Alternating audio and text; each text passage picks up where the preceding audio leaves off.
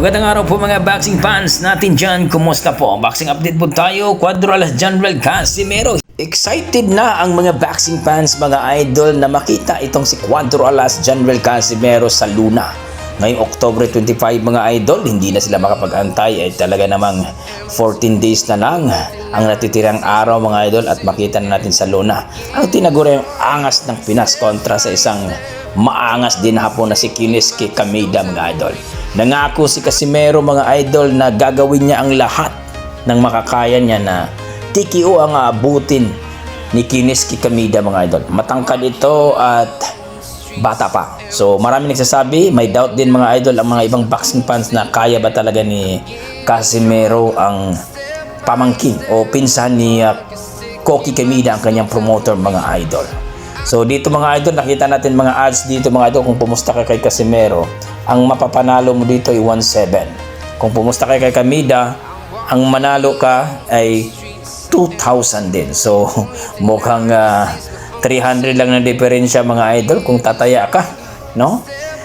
So ibig sabihin lang mga idol na hindi masyadong dihado itong si Kameda mga idol.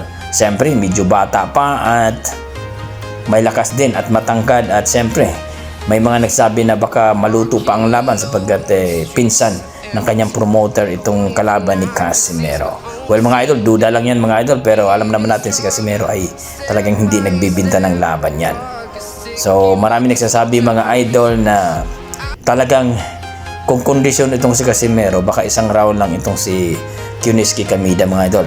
No, may isang salita itong si Casimero mga idol at yan ang ating dapat tandaan na pag sinabi niyang TKO ang abuti ni Kuniski Kameda ay aasahan daw ng mga boxing fans na mangyari ito. Sa kabilang banda mga idol, ito nga si Carl James Martin, ang rank number 2 dito sa WBO Super Bantamweight Division mga idol. So number 1 nga dyan si Junto Nakatani mga idol, ang nakakaakyat lang ng Super Bantamweight. Iniwan niya ang belt dito sa Bantamweight at umakyat dito sa Super Bantamweight. So dito na nga mga idol, no? Palag daw siya kay Casimero. Ano daw kinatakutan daw niya kay Casimero? May edad na daw si Casimero at medyo laos na. Hindi na daw masyadong magaling, no? Kahit nakita daw niya ng laban niya dito kay Saul Sanchez ng nakaraang taon, no? At gumapang si Saul Sanchez at isang round lamang, pero hindi siya natatakot daw, no? Ay siya daw ay isang undefeated at siya ay isang prospect, no? Magaling at may skill siya.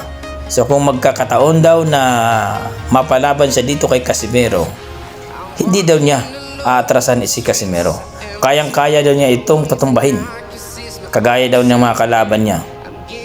Imagine yung mga idol, no? Ang ating Carl James Martin, matapang. Sinabi niya na kayang-kaya niya patulugin si Casimero pagdating sa Luna.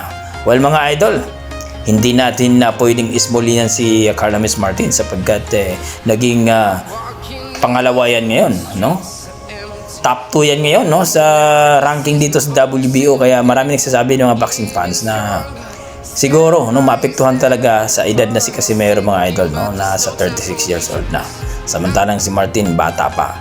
Kaya ito, kumpiyansa si Martin na tatalunin niya itong si Casimero. Maaari daw gagapang daw itong si Casimero. Pero ayon sa ating mga boxing fans, medyo hilaw pa daw si Martin. Hindi kakayanin daw niya itong si Casimero. So hati ang mga boxing fans mga idol sapagkat marami nagsasabi na baka si Martin daw ang magpaparitero kay Casimero. So kayo mga idol, ano masasabi niyo dito sa sinabi ni Martin na kaya niyang patulugin si Casimero at hindi siya natatakot dito? Kung may pagkakataon na maglaban sila, well, hindi daw niya aatrasan. Please comment down below mga idol para ating pag-usapan. Maraming salamat.